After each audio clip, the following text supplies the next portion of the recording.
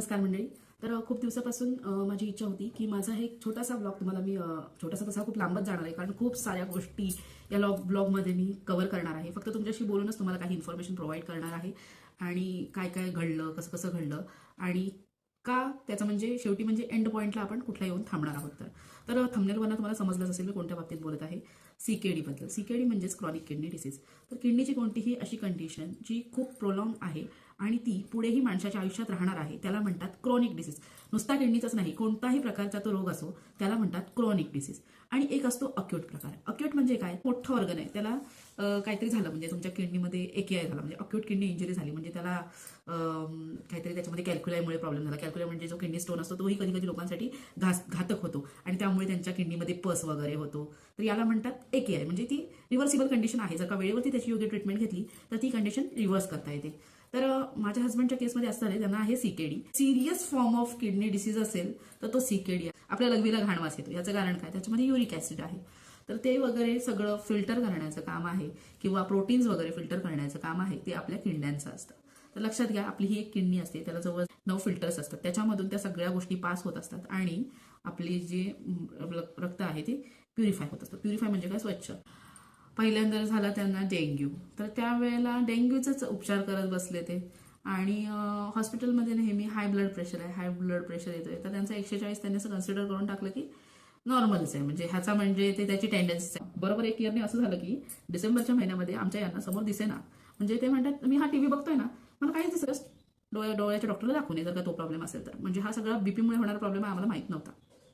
डॉक्टरांनी त्यांचा पहिल्यांदा बीपी चेक केला, तो होता 222.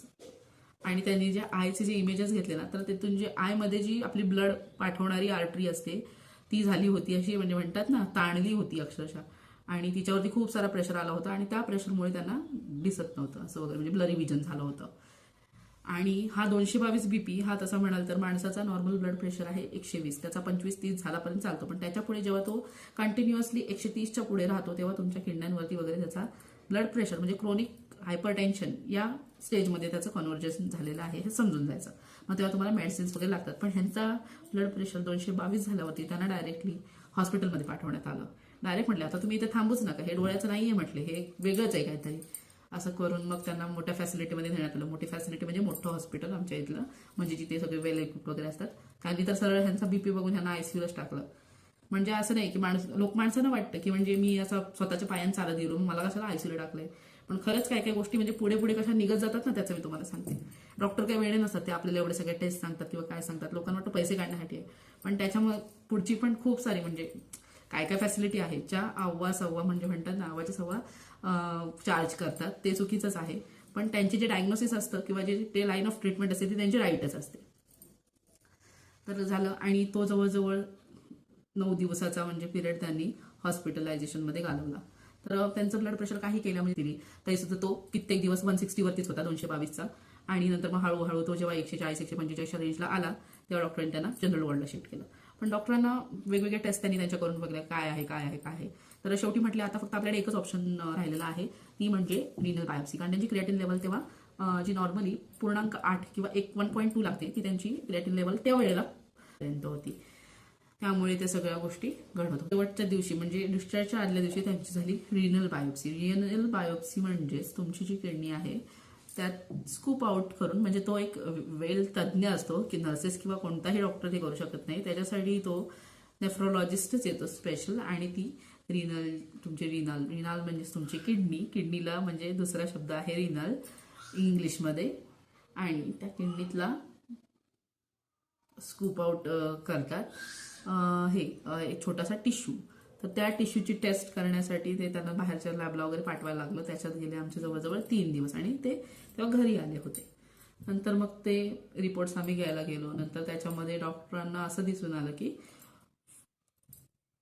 त्यांचे जे किडनीतले फिल्टर्स आहेत त्याच्यामधले जे सेल्स आहेत, फिल्टर्सचा जो म्हणजे हे म्हणतात ना पडदा, फिल्टर्स म्हणजे जाळी, थोडक्यात जाळी, तर ती कम्प्लिटली डॅमेज्ड आहे. म्हणजे ती ना डॅमेज म्हणजे त्याच्यात पण स्टेजेस असतात ती डॅमेज होण्याची पण.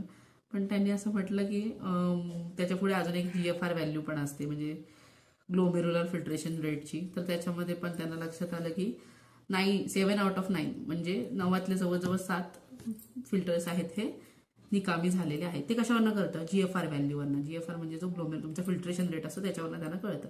एक कॉमन सेन्स आहे. आपली किचनमधली जाळी आहे ती जेव्हा स्वच्छ असते तेव्हा त्यातनं भळाभळा भळाभळा पाणी खाली जातं. तसंच आहे, जेव्हा आपले म्हणजे किडनीचे फिल्टर्स व्यवस्थित असतात तेव्हा तुमची सुसू वगैरे तुम्हाला व्यवस्थित पास ऑन वगैरे होते आणि म्हणजे त्याच्यातनं वेस्ट प्रोडक्ट वगैरे व्यवस्थित जातं. तर तेव्हापासून त्यांना फक्त मग त्या नेफ्रोलॉजिस्टने डायरेक्टली काही ट्रान्सप्लांट सांगितलं नव्हतं, त्यांनी गोळ्या दिल्या होत्या. ह्या कुठल्याही रोगाच्या स्टेजेस आहेत.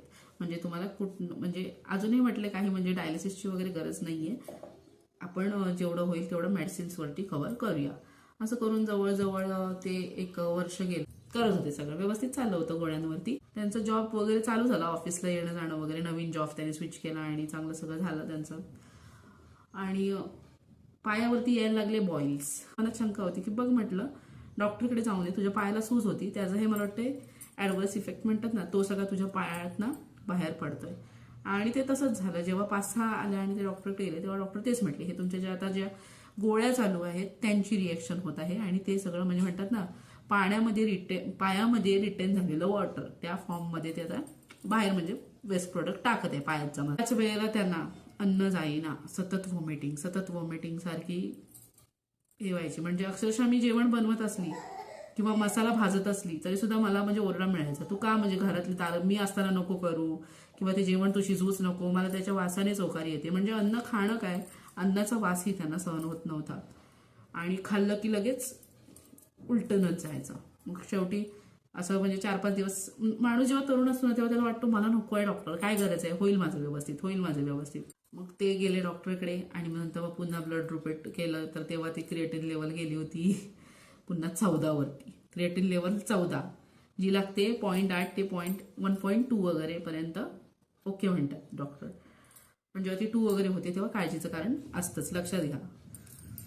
आणि नंतर मग झालं त्या डॉक्टरांनी मग पुन्हा ते सगळं त्यांचं HB कमी होता त्याच्यासाठी गोळ्या दिल्या.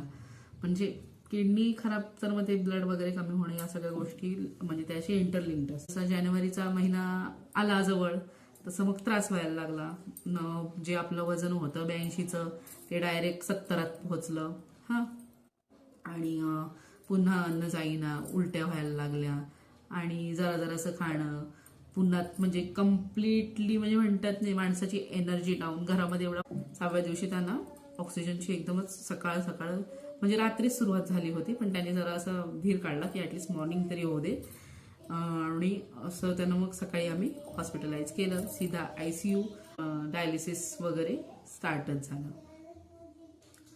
तर डायलिसिसची प्रोसिजर जवळजवळ रोजच होती या ICUच्या म्हणजे ऍडमिनिस्ट्रेशन नंतर, कारण गरजच होती आणि रोजच त्यांना ऑक्सिजन द्यावा लागत होता. सावरले म्हणजे ह्या वेळेचा जो इम्पॅक्ट होता म्हणजे एवढ्या मोठ्या धक्क्यातून ते सावरले, हीच मोठी मी गोष्ट मानते आणि देवाचे खूप खूप थँक्स बोलते, म्हणजे धन्यवाद मानते. आणि मिरॅकल्स हे घडत असतात पण कधी कधी ना ते आपल्यालाही घडवावे लागतात, ते आपल्याच हातात असतात. आणि याच्या पुढे लक्षात ठेवा की कोणालाही तुम्ही भेटायला जाल ना, ते कशाने झालं काय झालं त्याच्या मागे लागण्यापेक्षा आता पुढे काय करायचंय तर या गोष्टीसाठी तुम्ही त्या घरच्यांना डील द्या. ते कशाने झालं काय झालं ही हिस्ट्री विचारूच बसू नका. आणि अजून एक मुद्दा मला एक मूळ म्हणायचा आहे, तुम्ही ना पेशंटला फक्त बघायला जाऊन काही उपयोग होत नाहीये. तुम्ही फक्त जाऊन येता आणि हा हो करता. त्यापेक्षा एक सोपा उपाय सांगते. तर माझ्या घरी तरी एवढा काही प्रॉब्लेम नव्हता. माझी आई आली यांना बघण्यासाठी तर ती म्हणजे म्हणतात ना माझ्या उपयोगाला तरी आली, म्हणजे तिने माझी मदत वगैरे केली. इव्हन माझी बहीण इकडून तिकडून आली, माझी बहीण पण एक आली होती माझ्या मदतीला, तर त्यांनी म्हणजे मदत तरी ऍटलीस्ट केली. म्हणजे एक जण म्हणत होती मी कपडे टाकून आणू का, तर तशा प्रकारची मदत तुम्ही करा.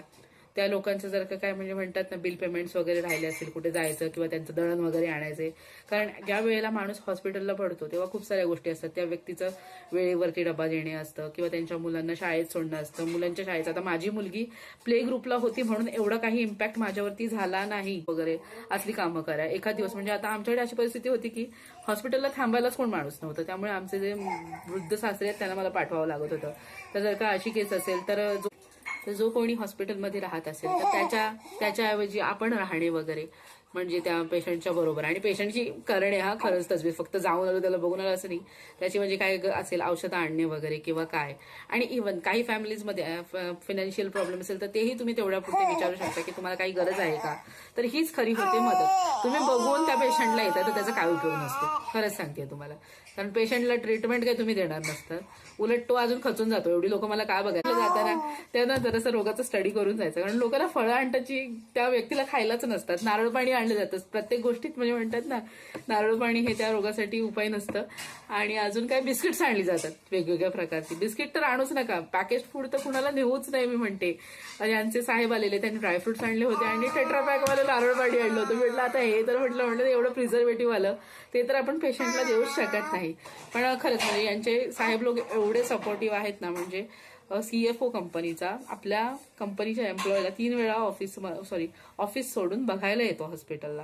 ही खूप मोठी गोष्ट आहे. तर म्हणजे या सगळ्या गोष्टी तुम्हाला पुढच्या ब्लॉगमध्ये कळतीलच. तर स्टे ट्यून विथ मी आणि माझी ही जर्नी तुम्ही नक्की पहा, तुम्हाला आवडेल ना. बाय कर बाबू, बाय से